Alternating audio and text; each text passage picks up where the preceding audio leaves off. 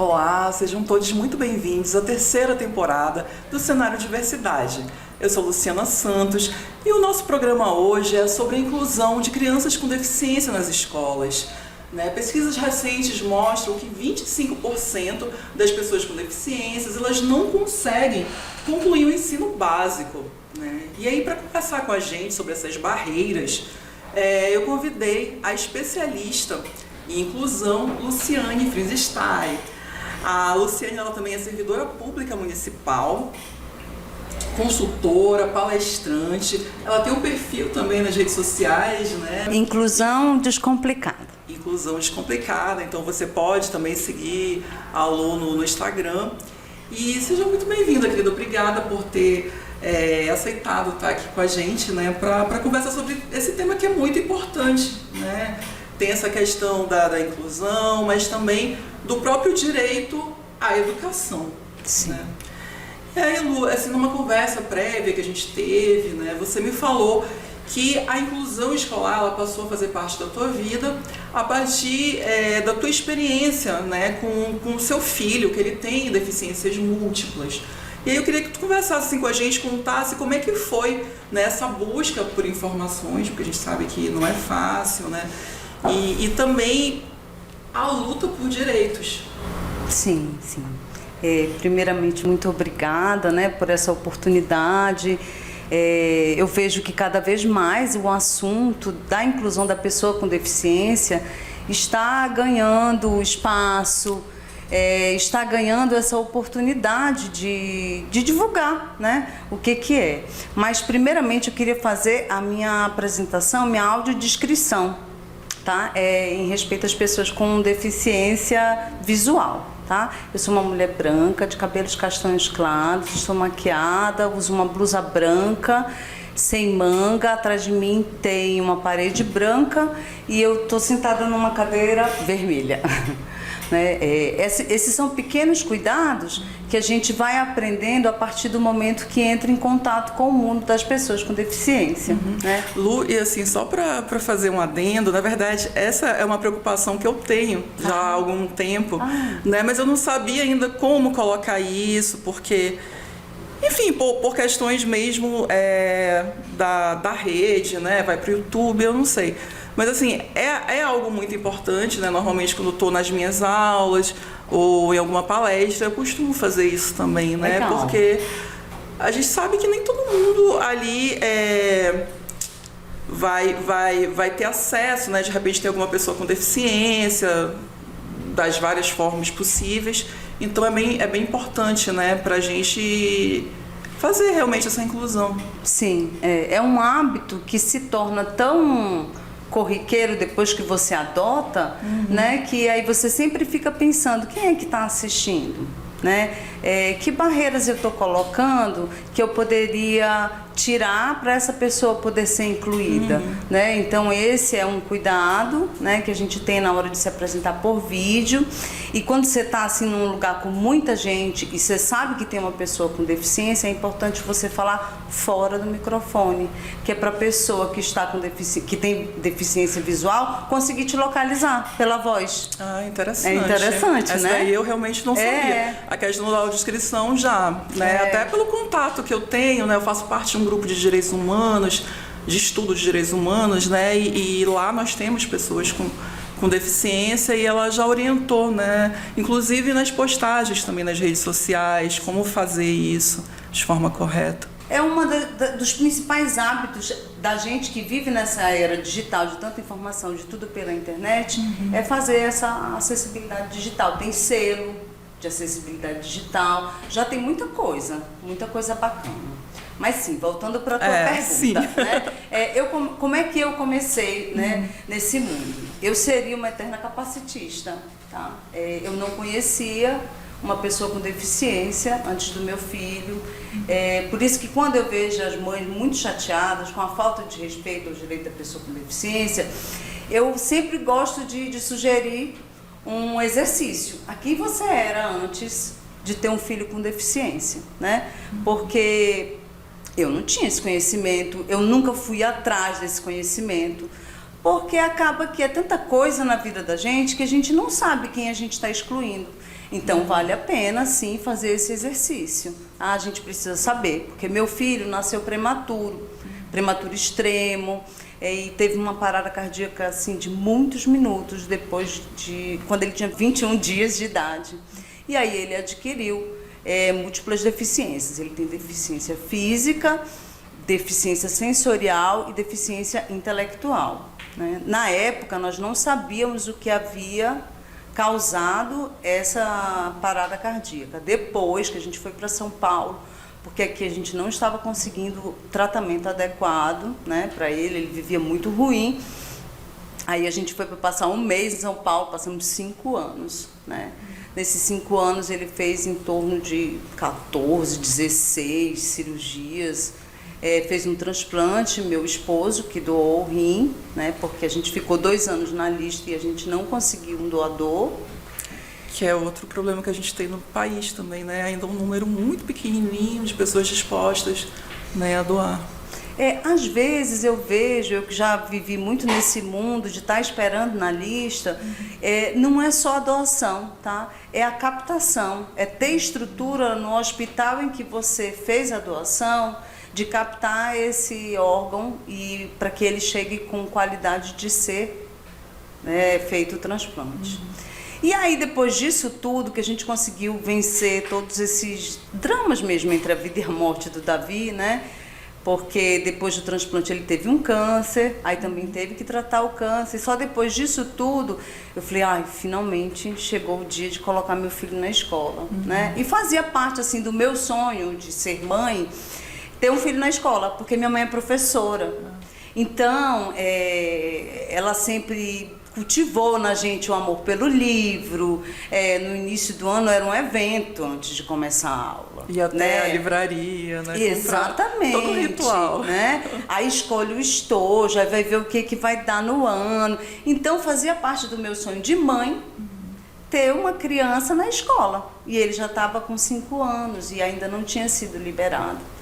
Eu, na minha ingenuidade, pensei, já tem uma lei, que é o Estatuto da Pessoa com Deficiência. Já foi dado 6 meses, era 6 meses que era o tempo entre a publicação da lei e a vigência, para que as escolas se adaptassem.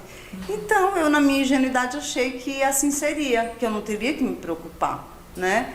Mas, assim como todas as outras mães de crianças com deficiência, a gente chega numa escola e não há esse preparo. As pessoas desconhecem o conteúdo do Estatuto da Pessoa com Deficiência, desconhecem os termos mais elementares, tá? Pelo Estatuto da Pessoa com Deficiência, toda escola tem que ter o atendimento educacional especializado, que é um local, esse aqui é o verdadeiro mediador, porque é o professor que está lá, que tem a formação em educação especial, que vai fazer essa mediação entre o mundo das pessoas sem deficiência e o mundo das pessoas com deficiência, né? Vai fazer a orientação dos professores, vai verificar quais barreiras na escola existem para aquela criança, tá? Como será que o currículo vai se tornar acessível para aquela criança e quais serão os outros serviços e recursos de acessibilidade que a escola deve fornecer por lei. Isso é obrigatório, isso não é algo optativo, isso não está em negociação, né? E também não é um favor, né? Porque é um direito humano receber a educação, ter a possibilidade do desenvolvimento através do conhecimento.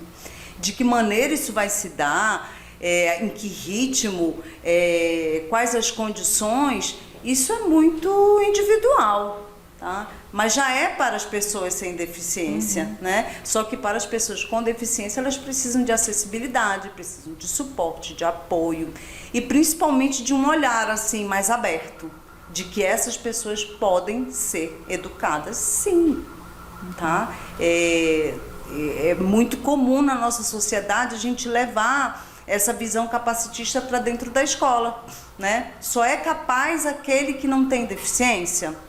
Essa é uma pergunta que todos deviam se fazer, independente de estar na escola ou não, né? Por isso que o nome é capacitismo. Entendi. Mas eu entendo a dificuldade. Lu, talvez isso não seja um resquício da própria forma mesmo de educação que existia aqui no país, né? Teve uma época em que eram separadas, né, as escolas para pessoas com deficiência e para escolas para pessoas que não tinham deficiência. Não é ainda muito... Porque é um passado recente, né? Sim, é recente. Ainda mais, assim, é recente em vista da grande transformação que é você ter um olhar inclusivo, tá? Houve aí uma série de conceitos, de definições do que é a deficiência.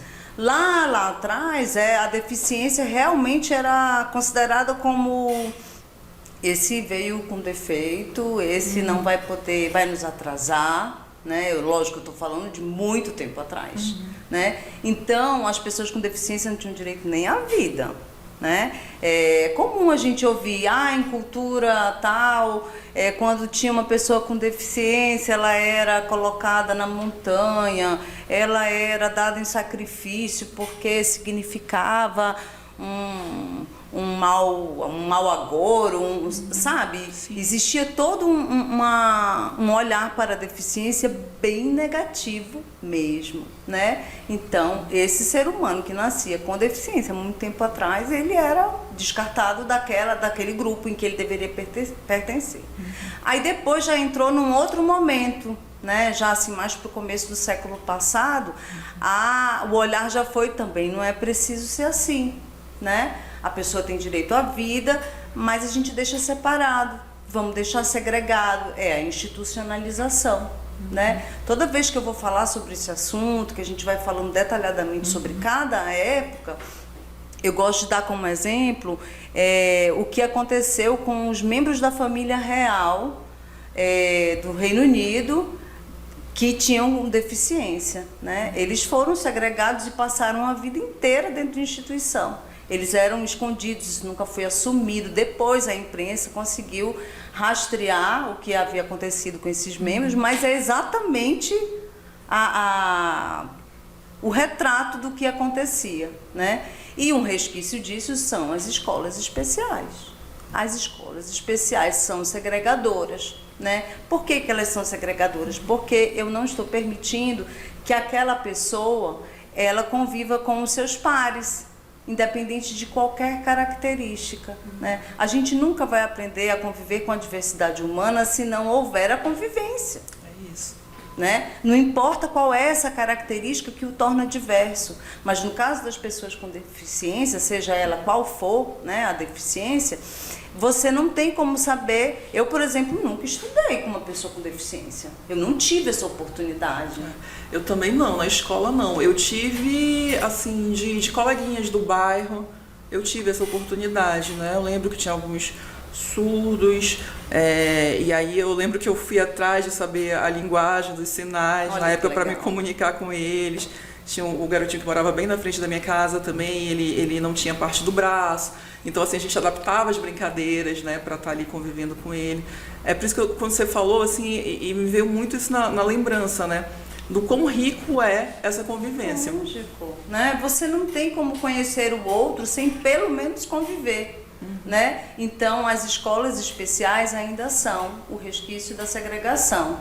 E aí vem o pulo do gato, que é uma terceira fase de olhar para a deficiência como aquela pessoa que, tá bom, a gente não precisa separar, mas vamos colocá-las juntos e aí a gente vê o que ele consegue fazer, sem dar acessibilidade nenhuma, sem dar suporte, tá? E aí aquela pessoa é considerada um herói, se ela conseguir, né? Então, a integração, ela é um avanço, sim, em relação à segregação, porque ela coloca todo mundo junto, mas ela não dá o meio.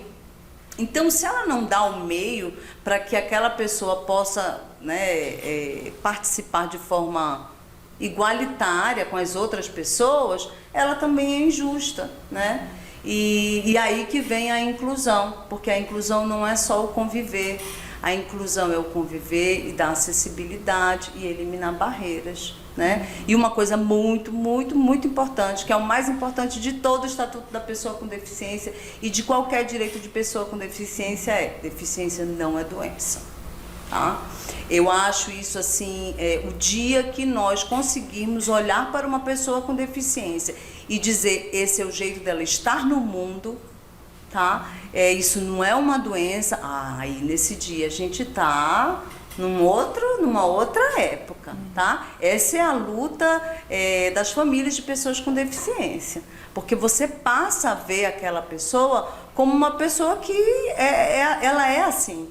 Eu sou assim, você é assim, tá? E não é um defeito, ela veio assim ou ela adquiriu, né? No caso do meu filho foi adquirida, mas eu não conheço um outro Davi, eu só conheço aquele Davi, entendeu? E ele vai ser assim para sempre e tá tudo bem, porque eu vou ser assim para sempre, quer dizer, tomara, entendeu?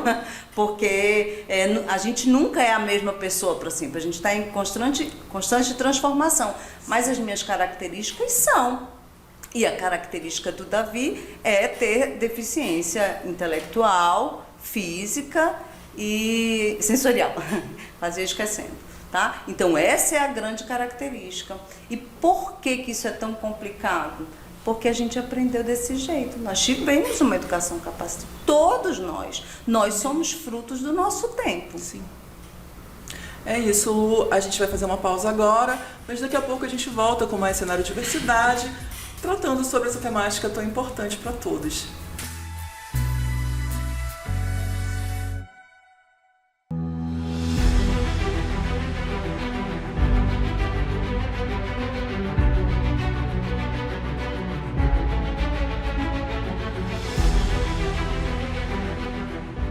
Com responsabilidade, jornalismo profissional pautado na técnica, a Rede Cenarium cumpre a missão de falar da Amazônia para o mundo. Com uma equipe de profissionais capacitados e comprometidos com a qualidade da informação, a revista Cenarium conquistou a certificação da ISO 9001, se tornando a primeira revista eletrônica de notícias com selo de qualidade. A revista física também possui o selo internacional normalizado para publicações seriadas, o ISSN. Com profissionais espalhados pela região norte, a Cenário tem representantes em Roraima, Rondônia e Pará, com atuação jornalística e foco nos 9 estados da Amazônia. As premiações e reconhecimentos também já fazem parte dos 3 anos de existência de um dos veículos de comunicação que já está entre os principais canais jornalísticos da região. A Rede Cenarium está presente em todas as plataformas com o site Revista Cenarium, Agência Cenarium Amazônia e TV Cenarium Amazônia. Com uma grade de programação especial, os produtos entregam ao público conteúdos autorais embasados na técnica jornalística, abordando pautas sobre o bioma amazônico e os povos tradicionais da Amazônia para o mundo.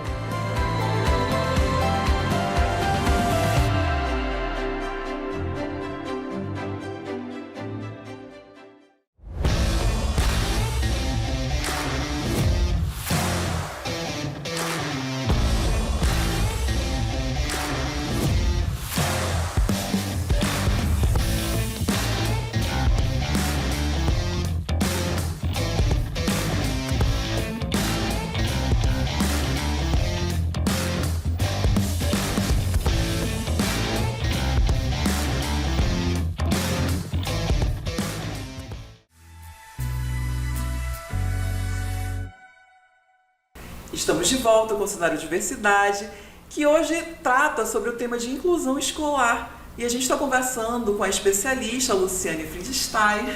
No bloco passado, a gente fez aí rememorou um pouco da história, né, da educação inclusiva, a gente terminou o bloco com isso. E agora, Lu, eu queria saber de ti como é que está a questão, né, do Estatuto da Pessoa com Deficiência, que você citou no primeiro bloco. Ele está sendo cumprido aqui pelas escolas do Estado, e aí tanto escolas públicas como particulares? Não, Lu, infelizmente a gente está aí nessa luta, né? Com um grupo de mães, a gente compareceu ao Ministério Público, No mês passado, né, a ouvidora geral do Ministério Público nos recebeu, foi uma acolhida, ela realmente entendeu nossa demanda, né, e a dificuldade que é a gente conseguir o que é o mais básico, tá? Antes disso a gente tinha também, quando eu digo, é muito mais gente do que as pessoas que me procuram, tá?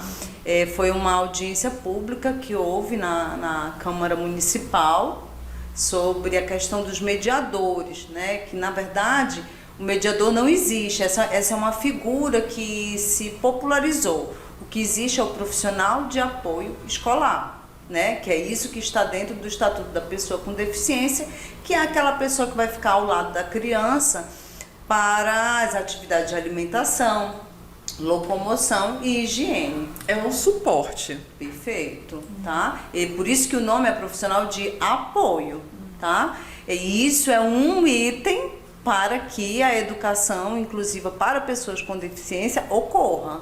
Existem os outros itens, aquele do atendimento educacional especializado, que eu te falei, que é como se fosse, sei lá, o núcleo de inclusão da escola, tá? E o profissional de apoio escolar, e falta o principal, que é a capacitação dos professores, tá? Se nós tivermos uma educação capacitista, os professores também, lógico, eles não estavam apartados da sociedade, né? Então, eles precisam ser capacitados para ter uma visão de quais as barreiras que estão impedindo que esse meu aluno com deficiência tenha acesso ao conhecimento, né? E aí, ele, em conversa com o professor do atendimento educacional especializado, vão bolar estratégias pedagógicas, né? Aí, como que isso acontece? Existe uma estratégia para todos os autistas? Para todos que têm síndrome de Down? Para todos que têm paralisia cerebral? Não. Porque tem que ter uma visão mais individualizada, não é Sim. isso? Porque cada pessoa, assim como as pessoas sem deficiência, cada pessoa, eu não me apresento para ti dizendo: oi, tudo bem, Luciana, eu sou a Luciane, eu tenho diabetes. Não, né? Então, o mesmo acontece com a pessoa com deficiência. Ela não deveria apresentar: esse aqui é o meu aluno, sei lá, José, ele é autista. Entende? A gente já faz essa categorização que é justamente contra o Estatuto da Pessoa com Deficiência. O que me importa não é o CID dele. O CID dele é muito importante em outras questões, nas questões terapêuticas, tá? É importante para o profissional de saúde, isso sim. Mas o maior pedido das pessoas com deficiência, ao fazerem a Convenção Internacional sobre os Direitos da Pessoa com Deficiência, é dizer: nós não somos CID, nós não somos uma doença, nós não somos um diagnóstico, nós somos pessoas. E aí, cada pessoa... É até nesse período que tem essa troca de termo, né? Porque até bem pouco tempo atrás as pessoas falavam pessoas portadoras de deficiência, não é isso? Sim, a Convenção também estabelece isso. Eu vou falar um pouquinho da Convenção, porque é muito importante que as pessoas entendam que isso não foi uma lei assim, que todo mundo juntou um monte de deputado e vamos fazer lei tal. Não.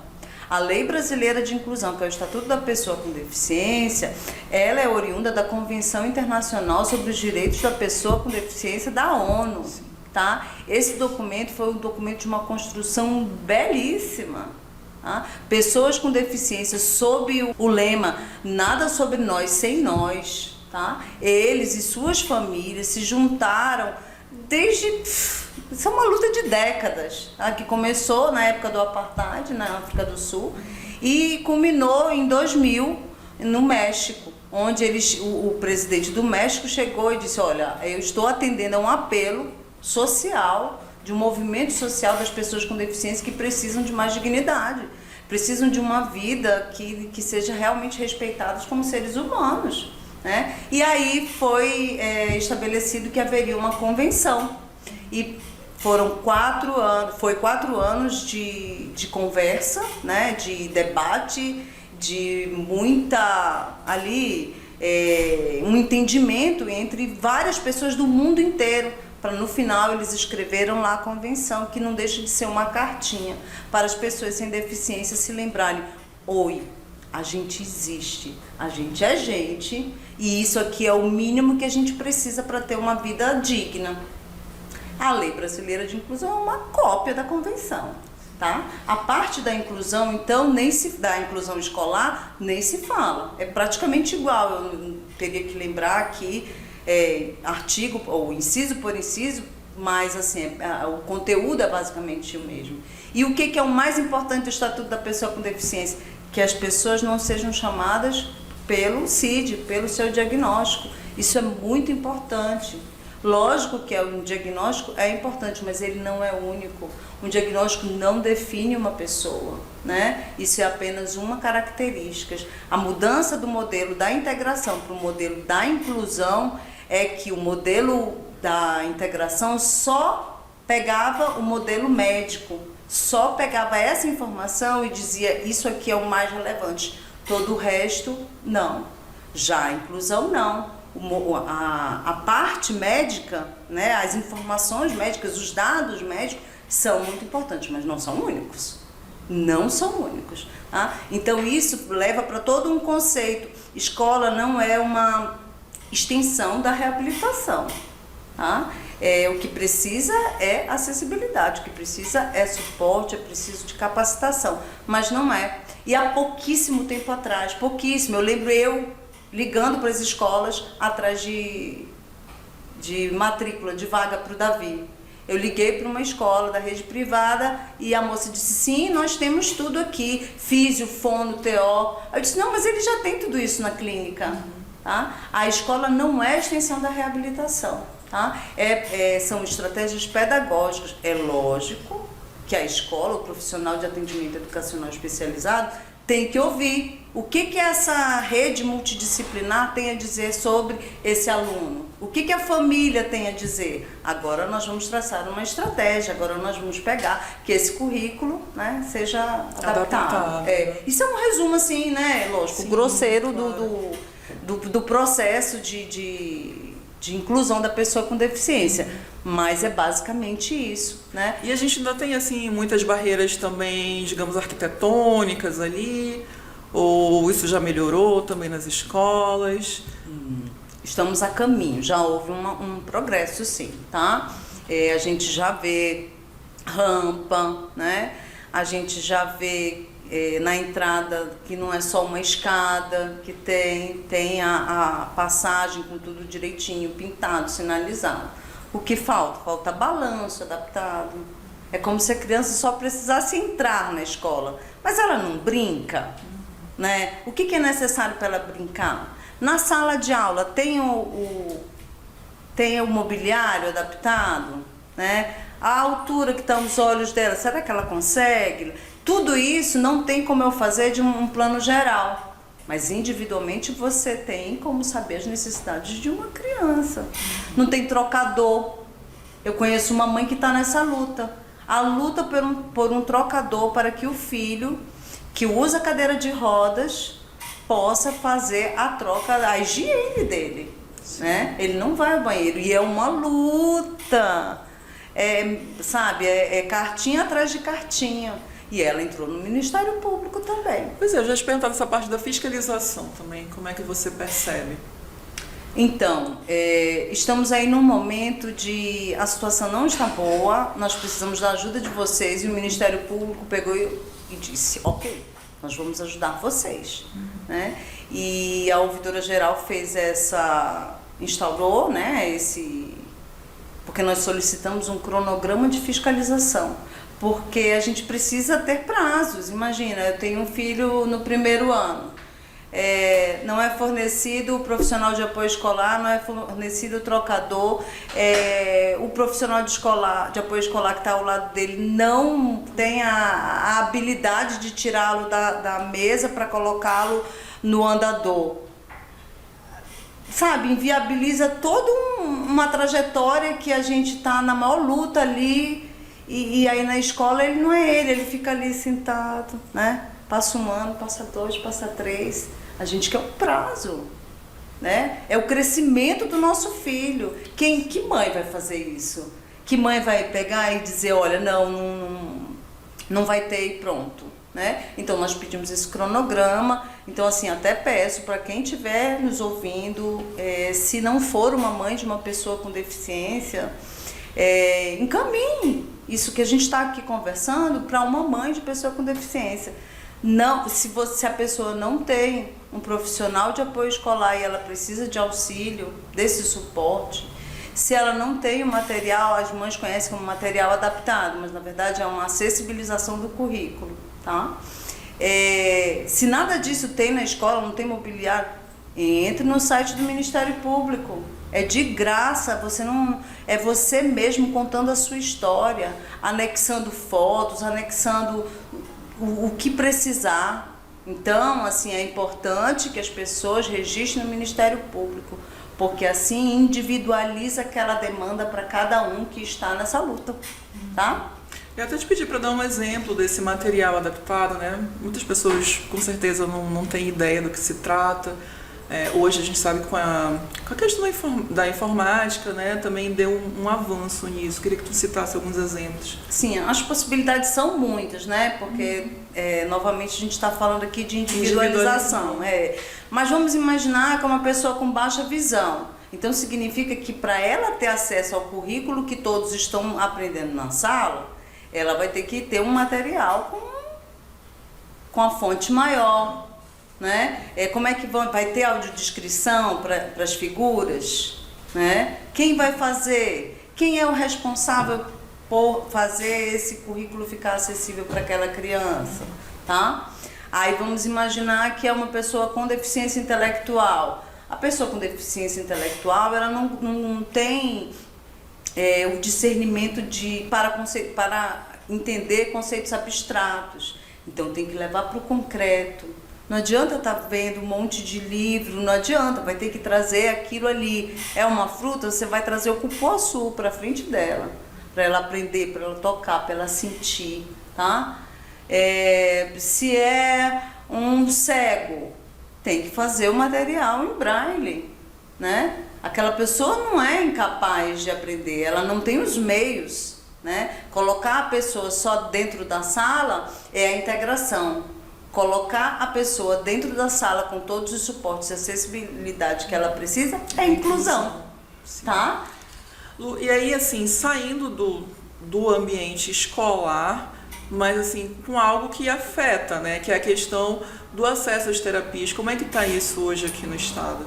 Eu lembro que eu vi algumas matérias sobre dificuldade em relação a alguns planos de saúde, né? Isso já melhorou ou não?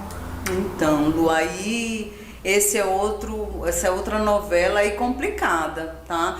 Porque a gente tem as mães que têm acesso apenas ao SUS, que para ter um laudo é uma dificuldade, um laudo, não tô falando nem de terapia, tá? A gente recebe denúncia de mãe dizendo, olha, fui no postinho, nem me encaminham pro neuro, e tem que ser um neuropediatra, né? Aí depois disso é um longo caminho até encaminhar para as terapias corretas. Não tem os lugares com o número de profissionais necessários para atender a demanda, né? Aí vamos para o plano de saúde. Muitas mães nessa situação fazem um sacrifício enorme para pagar um plano de saúde para poder, enfim, dar essa condição de desenvolvimento à criança com deficiência, né? Aí os planos de saúde, após o rol taxativo, nossa, a situação piorou muito, tá? Eles tentaram, né, de todas as maneiras, impedir que muitas das terapias fossem atendidas pelas clínicas, né? Não conseguiram, devido à forte pressão popular mesmo no país inteiro. E agora estamos num novo momento, que os planos de saúde descadastram as clínicas. Entendeu? Então também é outra situação difícil, até arranjar uma nova clínica, e é luta em cima de luta. Essa semana, uma moça de São Paulo, quer dizer, ela é amazonense e mora em São Paulo já há muitos anos. Então ela tem acesso lá a centros de reabilitação, né? Aí ela disse, olha, Luciane, eu vou te passar os projetos, os lugares onde é que aqui tem centro de reabilitação pelo SUS. Mano, pelo amor de Deus, manda isso para ontem, porque a quantidade de crianças precisando é enorme. E se elas não têm, pode ter certeza que elas vão ficar no fundo da rede, a vida inteira. sabe? É injusto isso, você limitar uma vida a um quarto, a fundo de rede, porque não tem profissional, não tem clínica, né? Então, quando ela fez essa proposta, eu digo, tô dentro. Né? A terapia é muito importante também, né? São terapias de físio, fono, TO, tudo isso é muito importante. E para garantir esse desenvolvimento e qualidade de vida, né? Com certeza, né? Lu, então a gente vai chamar mais um intervalo e aí na volta a gente continua esse bate-papo aqui com a especialista Luciane Finstein.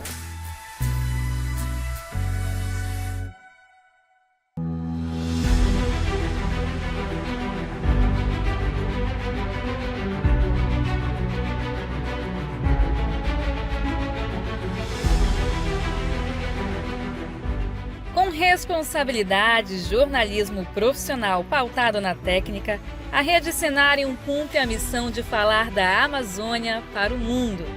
Com uma equipe de profissionais capacitados e comprometidos com a qualidade da informação, a revista Cenarium conquistou a certificação da ISO 9001, se tornando a primeira revista eletrônica de notícias com selo de qualidade. A revista física também possui o selo internacional normalizado para publicações seriadas, o ISSN. Com profissionais espalhados pela região norte, a Cenário tem representantes em Roraima, Rondônia e Pará, com atuação jornalística e foco nos 9 estados da Amazônia. As premiações e reconhecimentos também já fazem parte dos 3 anos de existência de um dos veículos de comunicação que já está entre os principais canais jornalísticos da região. A Rede Cenarium está presente em todas as plataformas com o site Revista Cenarium, Agência Cenarium Amazônia e TV Cenarium Amazônia. Com uma grade de programação especial, os produtos entregam ao público conteúdos autorais embasados na técnica jornalística, abordando pautas sobre o bioma amazônico e os povos tradicionais da Amazônia para o mundo.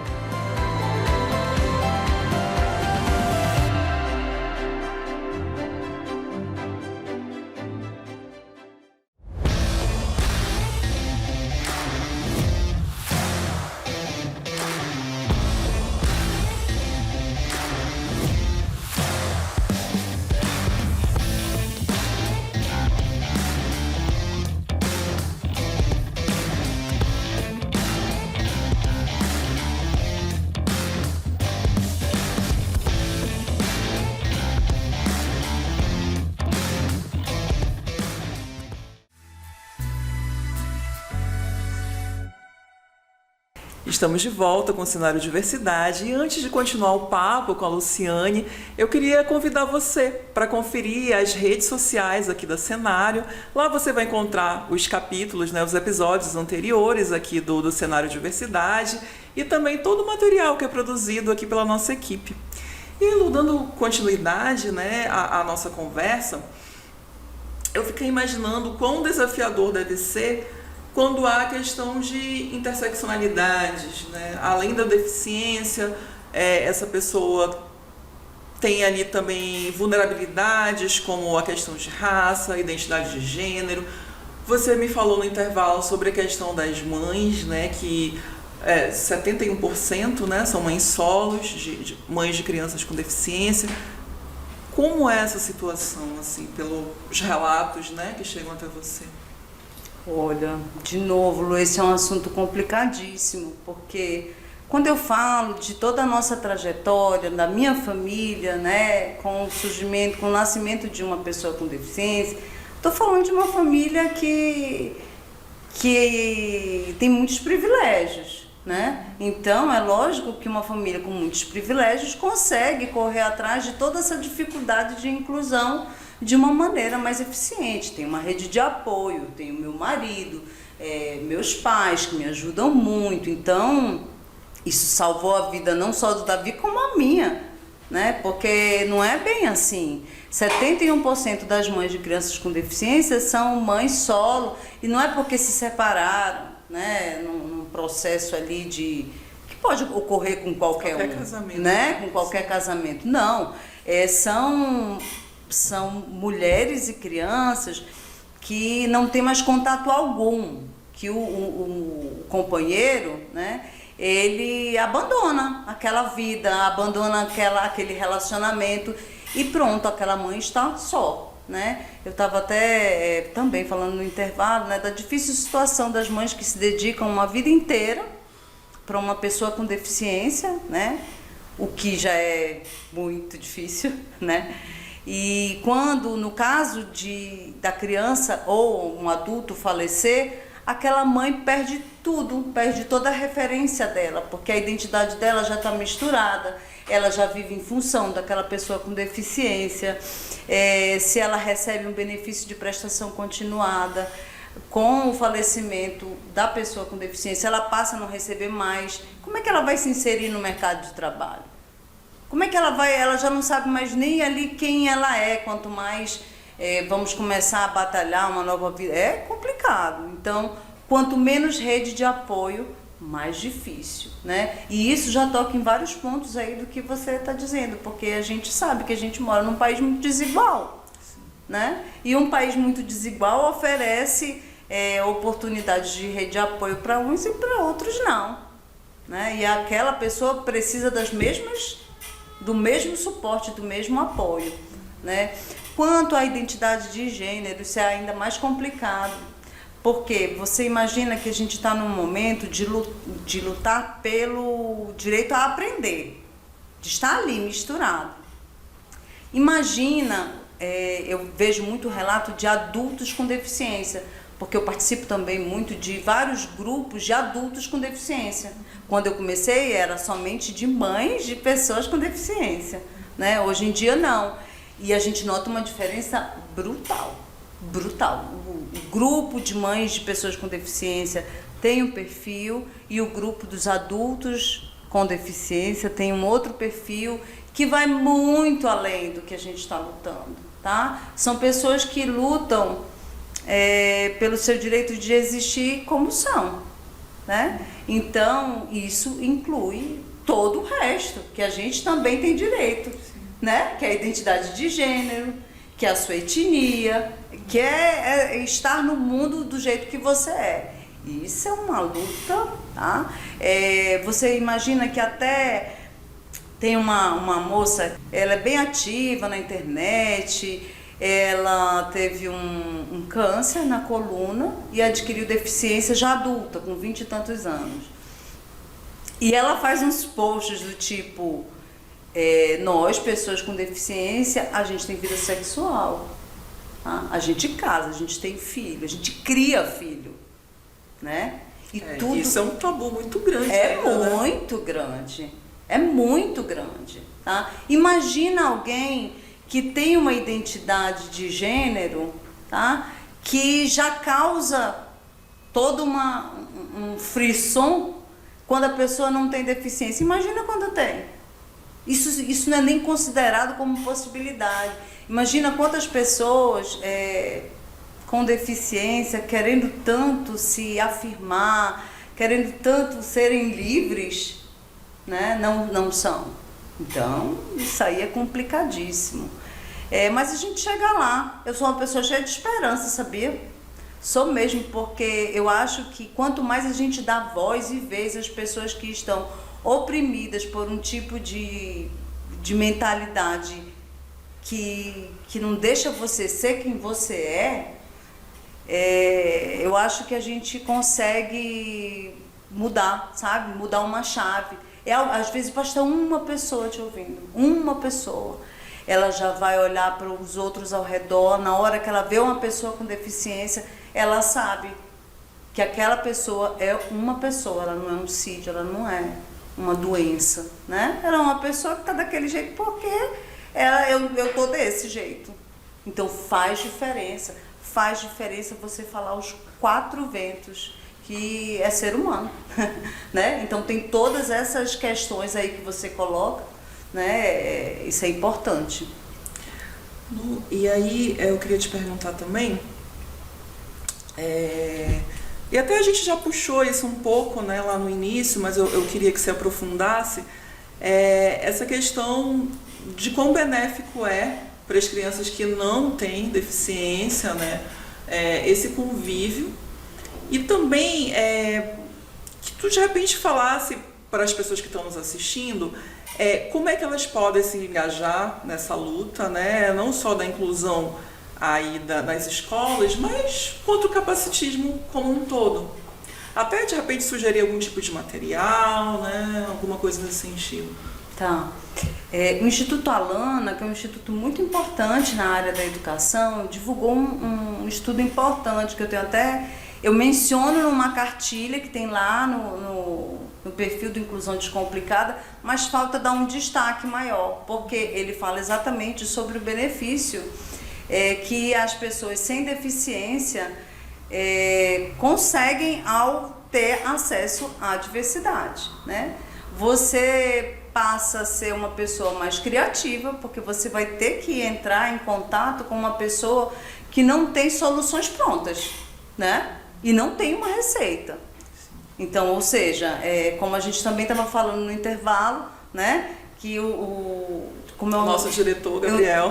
O Gabriel, em contato com um amigo na escola, né? O guiou e procurava soluções para ele durante anos, né? É exatamente isso. Você também se torna o desenvolvimento das soft skills, né? Você passa a ser mais empático, você passa a olhar o outro como ele é como eu, nós somos pessoas e o que ele tem acesso e o que não, né? A diversidade, tem uma frase que eu acho muito boa, que é assim, quando uma pessoa não está incluída na sociedade, quem perde não é só a pessoa, é a sociedade, né? O quanto eu aprendi com meu filho, meu Deus, eu era uma outra pessoa, né? Ontem eu coloquei um post que o pessoal, alguns assim, tem gente que não gosta, eu tenho os meus haters também, sabe? Tem gente que não gosta e tal, que é ser mãe, sabe? Como é gostoso ser mãe do Davi, do jeito que ele se ele não é verbal, a gente sabe o jeito que ele se comunica. Se ele não anda, a gente sabe o jeito que ele se locomove. E a gente, na minha casa, quando alguém chega lá, ele tá lá vocalizando do jeito que ele entende como é o jeito dele de se comunicar. Sem nenhum tipo de cobrança nossa por um desempenho. Ele tá falando mais uma palavra. Lógico que a gente fica feliz pela independência dele quando ele consegue verbalizar do jeito que nós estamos acostumados, os sem deficiência, né? Mas se ele não fala, tá tudo bem, meu filho. Tá tudo bem. Você é quem você é e eu tô muito feliz. Eu sou mãe do Davi. Sabe? Quando as coisas pegam, que as coisas ficam ruins, eu me lembro, eu sou mãe do Davi. É o cara para mim, não é aquele menino que precisa ser normalizado. Essa é uma outra diferença da integração para a inclusão. Na integração, você está sempre atrás de uma normalização, querendo que a pessoa com deficiência chegue ao nosso normal. Primeiro, não existe normal, né? Segundo, que evolução é essa tão grande que a gente está fazendo aqui, porque a gente é cheio de imperfeições, a gente é cheio de preconceitos, de tanta coisa, né? Então, como esse convite, a inclusão ela é um convite. A inclusão é um convite para olhar quem está fazendo parte da nossa sociedade e quem está de fora. Essa pessoa está de fora por quê? Né?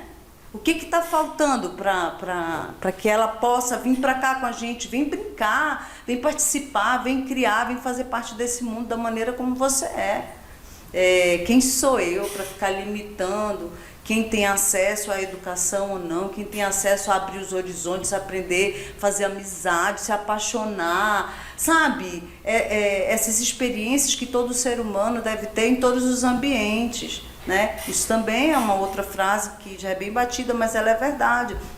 O lugar da pessoa com deficiência é onde ela quiser. É onde ela quiser. E nós temos a obrigação de retirar barreiras. Porque o conceito de deficiência pode vir aí, muita gente falar isso, aquilo, mas só existe que a deficiência é sempre um encontro entre um impedimento, seja ele físico, intelectual, sensorial ou mental, que as pessoas acabam aceitando melhor como psicossocial, tá? É o encontro desse impedimento com as barreiras que a sociedade coloca para que essa pessoa não esteja participando de forma plena. Qual é o nosso papel? Retirar essas barreiras. Que barreiras são essas? Barreiras arquitetônicas, urbanísticas, tecnológicas, na informação, na comunicação e o principal, as atitudinais. Que atitudes, que comportamentos eu fico repetindo, sem me questionar e saber que aquele comportamento tem um efeito na vida de uma pessoa, que é deixá-la de lado, né? Então, assim, qual é a maneira de se engajar? Se pergunte. Você está onde? Você está na festa? Por que não tem nenhuma pessoa com deficiência aqui dançando? Tá? Você convidou? Né? Tá na escola? Por que não tem uma pessoa com deficiência na escola? Tem estrutura? Por que não tem? O Estatuto da Pessoa com Deficiência é obrigatório. Tá no trabalho? Por que não tem uma pessoa com deficiência aqui? Tá? Eu acredito que no futuro próximo eu serei uma pessoa com deficiência. Eu já tenho uma perda auditiva grande, tá? Eu imagino que esse vai ser o meu caso também, porque minha mãe...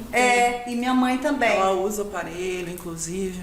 Mesma coisa. Então, que mundo é esse que vai passar a ser o meu e que mundo eu não vou poder entrar mais? Pô, eu pensei na música, eu amo música.